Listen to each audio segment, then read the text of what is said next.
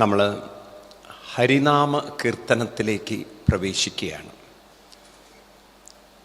സാധാരണ ഗുരുവായൂർ അമ്പലത്തിലൊക്കെ പോകുമ്പോൾ, രാവിലെ പോകുമ്പോൾ ഹരിനാമ കീർത്തനവും ജ്ഞാനപ്പാനയാണ് രാവിലെ കേൾക്കാൻ പറ്റുക.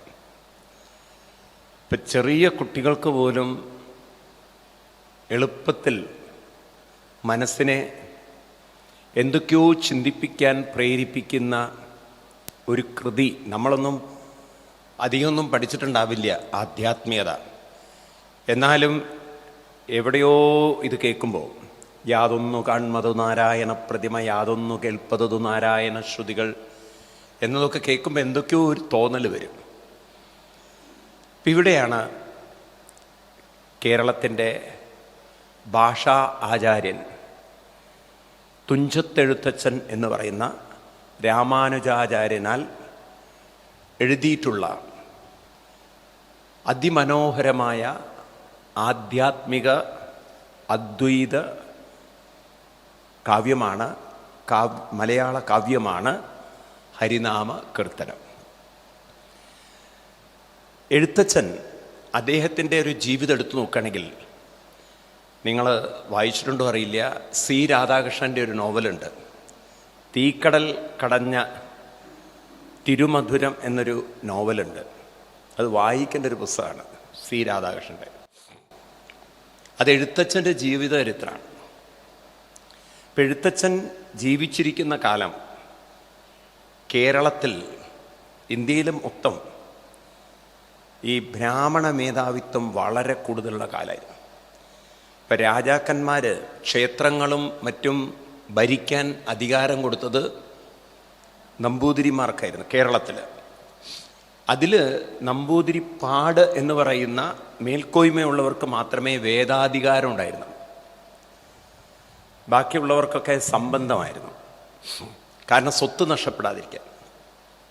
അപ്പം അങ്ങനെയുള്ളൊരു കാലഘട്ടത്തിൽ ബ്രാഹ്മണരിൽ തന്നെ ഒരു വിഭാഗത്തിന് മാത്രമേ വേദങ്ങൾ പഠിക്കാനുള്ള അധികാരത്വമുള്ളൂ, സംസ്കൃതം പോലും പഠിക്കാൻ അധികാരമുള്ളൊരു കാലഘട്ടത്തിലാണ് എഴുത്തച്ഛൻ്റെ ജീവിതം.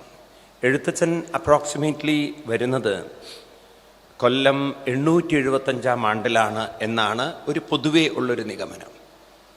ആ കാലഘട്ടത്തിലായിരുന്നു എഴുത്തച്ഛൻ്റെ കേരളത്തിലുള്ള അദ്ദേഹത്തിൻ്റെ ആവിർഭാവം. അദ്ദേഹം തിരൂർ എന്ന് പറയുന്ന മലപ്പുറം ജില്ലയിലെ തൃക്കണ്ടിയൂർ എന്ന് പറയുന്ന സ്ഥലത്താണ് ജനിച്ചത്. തുഞ്ചത്ത് എന്ന പേര് വരാൻ തന്നെ കാരണം, ഒന്ന് അദ്ദേഹം, തുഞ്ചത്ത് എന്ന വാക്കിനർത്ഥം ഒന്ന് അനുജൻ എന്നൊരർത്ഥമുണ്ട്, രണ്ട് ആ സ്ഥലത്തിൻ്റെ പേരും തുഞ്ചത്ത് എന്നതുകൊണ്ടായിരിക്കാം അദ്ദേഹത്തിന് തുഞ്ചത്ത് എഴുത്തച്ഛൻ. എഴുത്തച്ഛൻ എന്ന് പറഞ്ഞു കഴിഞ്ഞാൽ എഴുത്തിനിരുത്തുന്ന അച്ഛന്മാർ.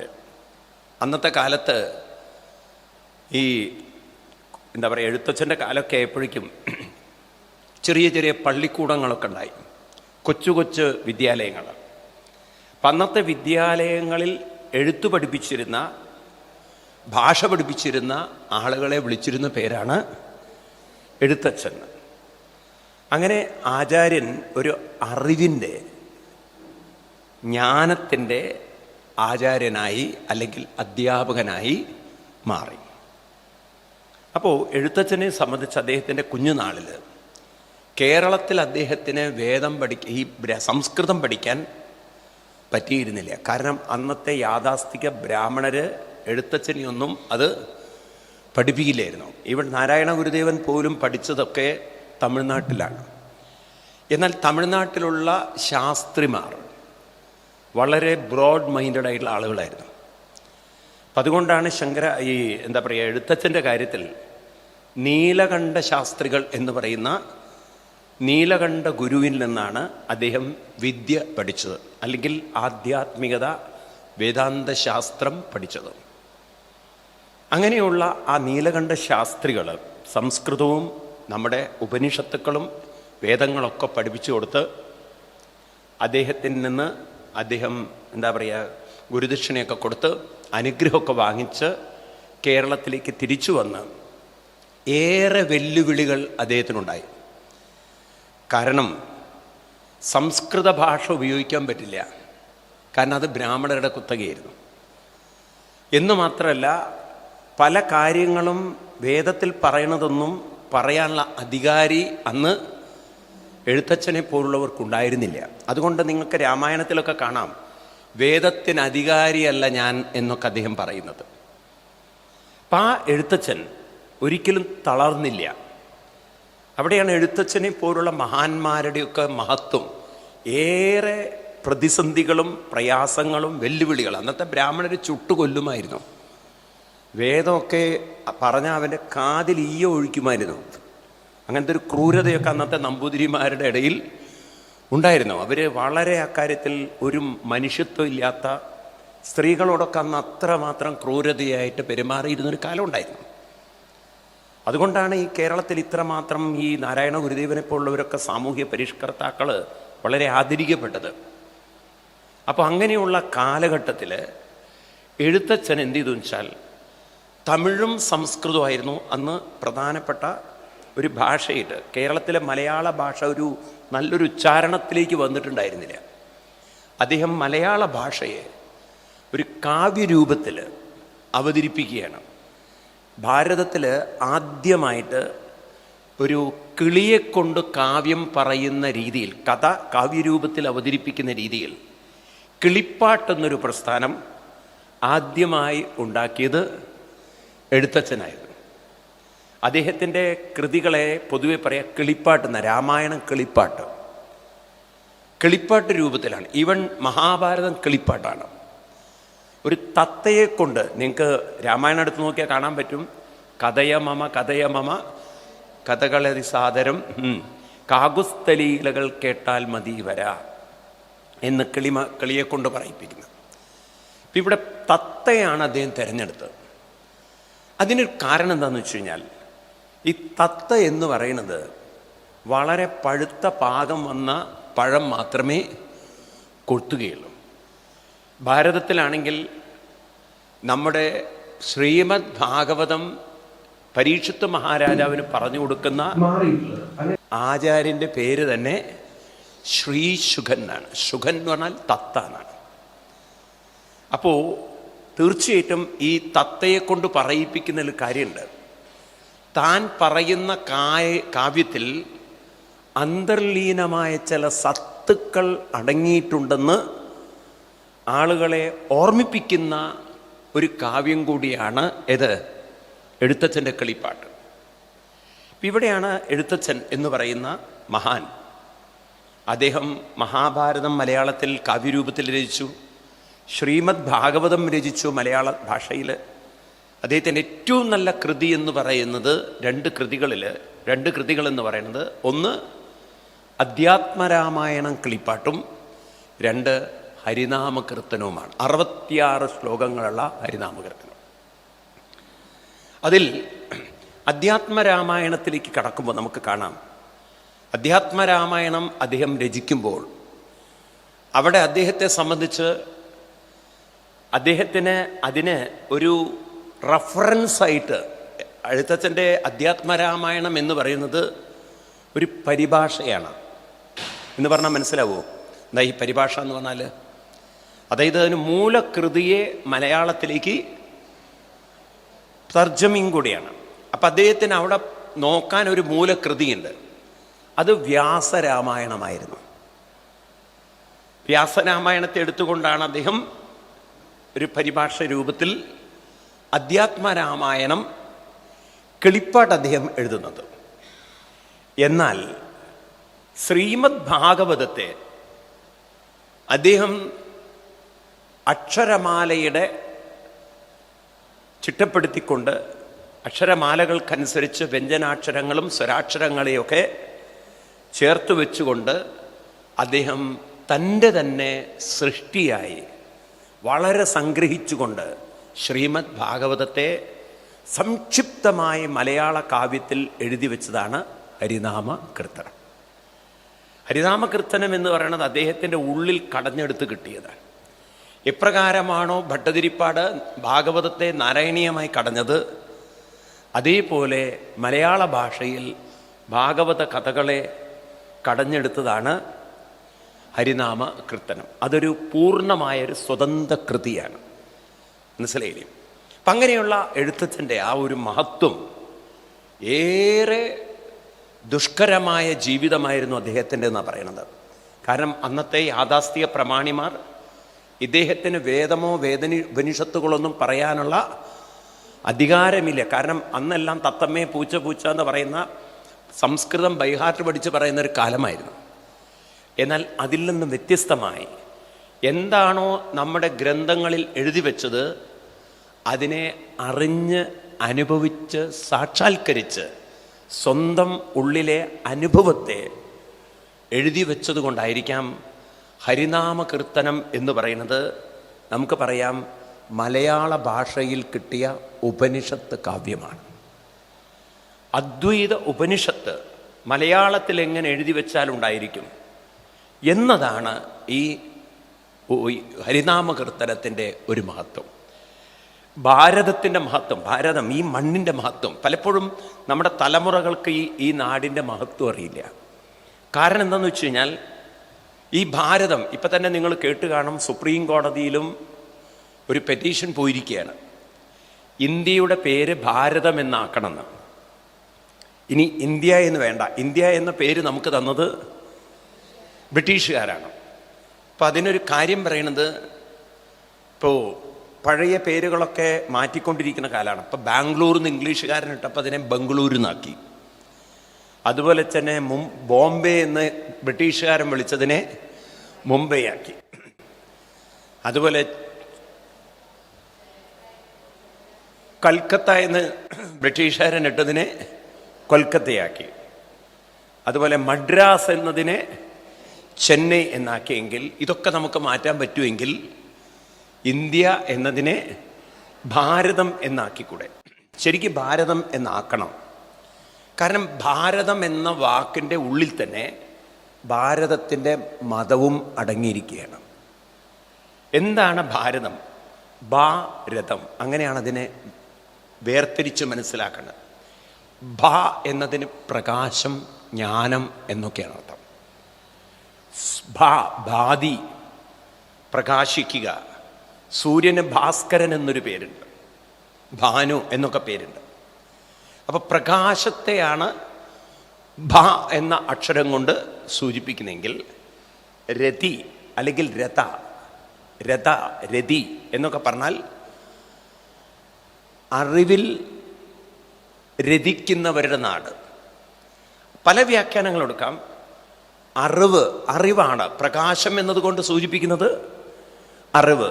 അപ്പൊ ജ്ഞാനത്തിൻ്റെ മണ്ണാണ് ഏത്? ജ്ഞാനത്തോട് ആഗ്രഹമുള്ളവരുടെ മണ്ണാണ് ഏത്? ഭാരതം. അതുകൊണ്ട് തന്നെ ഭാരതത്തിൽ ഇന്ന് ലോകം കണ്ടതിനേക്കാൾ ഏറ്റവും വലിയ ജ്ഞാനത്തിൻ്റെ ഒരു വലിയ ശേഖരമുണ്ട് ഇവിടെ. ഏതൊക്കെ മേഖലയിലേക്ക് വേണോ അതിലൊക്കെ ഉണ്ട്. നമ്മളതൊന്നും പഠിച്ചിട്ടില്ല എന്ന് മാത്രം. ഇപ്പം ഇവിടെ തന്നെ നമുക്ക് നോക്കാം, ലോകത്തിൽ മെഡിസിൻ എന്നൊരു സാധനം ഉണ്ടാകുന്നതിന് മുമ്പ് ആയുർവേദ ശാസ്ത്രമുണ്ട്, ഇവിടെ നാട്യശാസ്ത്രമുണ്ട്, വാദ്യശാസ്ത്രമുണ്ട്, ഉണ്ടോ? ധനുർവിദ്യ ഉണ്ടോ? ഇങ്ങനെ ഏതൊക്കെ മേഖലയിൽ, എന്തെല്ലാം മേഖലയിൽ ഇവിടെ അറിവുള്ളവരുണ്ടായിരുന്നു. സംഗീതം തന്നെ നോക്കൂ, കർണാടിക് മ്യൂസിക്കും അതുപോലെ തന്നെ ഹിന്ദുസ്ഥാനി മ്യൂസിക്കും. ഡാൻസ് തന്നെ എത്ര തരം, ഏത് രാജ്യത്തിൽ നിങ്ങൾക്ക് കാണിച്ചു തരാൻ പറ്റും ഇത്രയും വൈവിധ്യത? ഏത് നാട്ടിലുണ്ട്? ഇത്രയും അറിവുള്ള ഒരു നാട് ലോകത്തിൽ വേറെ എവിടെയും ഇല്ല എന്ന് പറയാം. എങ്കിലും ഇതിനൊരു സൂക്ഷ്മമായൊരർത്ഥം ഭ എന്നതുകൊണ്ട് അർത്ഥമാക്കുന്നത് ആത്മപ്രകാശം എന്നാണ്, ആന്തരിക പ്രകാശം. ഏതൊരു പ്രകാശം ഉള്ളിലിരിക്കുന്നത് കൊണ്ടാണോ എല്ലാറ്റിനോടും നമുക്ക് രഥം എന്ന് പറഞ്ഞാൽ ഇഷ്ടവും ആകർഷണവും തോന്നുന്നത്, ഏതൊരു പ്രകാശം ഉള്ളിലിരിക്കുന്നത് കൊണ്ടാണോ നമുക്ക് പരസ്പരം ഒരു ആകർഷണം തോന്നുന്നത്, നമുക്ക് മറ്റുള്ളതിനെ അറിയാൻ സാധിക്കുന്നത്, ആ ഒരു അറിവിനെ, ഉള്ളിലിരിക്കുന്ന പ്രകാശത്തെക്കുറിച്ചുള്ള അറിവുള്ളവരുടെ നാടാണ് ഭാരതം. മനസ്സിലായില്ലേ? ഇത് മനസ്സിലാക്കണമെങ്കിൽ ഇത്തിരി ശ്രദ്ധിക്കണം നിങ്ങൾ. അതായത് ഇപ്പം ഞാൻ നിങ്ങളെ കാണുമ്പോൾ ഒരു അറിവുണ്ട് എനിക്ക്, ഞാൻ നിങ്ങളെ കാണുന്നു എന്നുള്ളത്. ഈ അറിവ് എനിക്ക് കിട്ടിയത് നിങ്ങളിലേക്ക് എൻ്റെ മനസ്സ് ആകർഷിക്കുന്നതുകൊണ്ടാണ്, അല്ലേ? ഞാൻ മരിച്ചു കിടക്കുന്ന ഒരാളാണെങ്കിൽ ഒരിക്കലും ആകർഷണം ഉണ്ടാവില്ല. അപ്പം എൻ്റെ ഉള്ളിൽ നിങ്ങളെ ആകർഷിപ്പിക്കാൻ ഒരു പ്രകാശം ഉണ്ട്.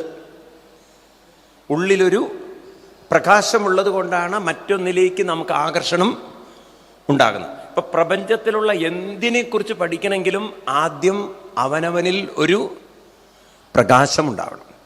ഇപ്പോൾ ഉള്ളിലുള്ള പ്രകാശത്തെക്കുറിച്ചുള്ള അറിവുള്ളവരുടെ നാടിനെയാണ് ഭാരതം എന്ന് പറയുക. ചുരുക്കി പറഞ്ഞാൽ അദ്വൈത മതം ഉള്ള നാട്, അദ്വൈത മതത്തിൻ്റെ നാട്. ഈ തരത്തിൽ ഭാരതീയ സംസ്കാരത്തെ ഉൾക്കൊണ്ട അനുഭവിച്ച മഹാനായിരുന്നു തുഞ്ചത്തെഴുത്തച്ഛാചാര്യൻ.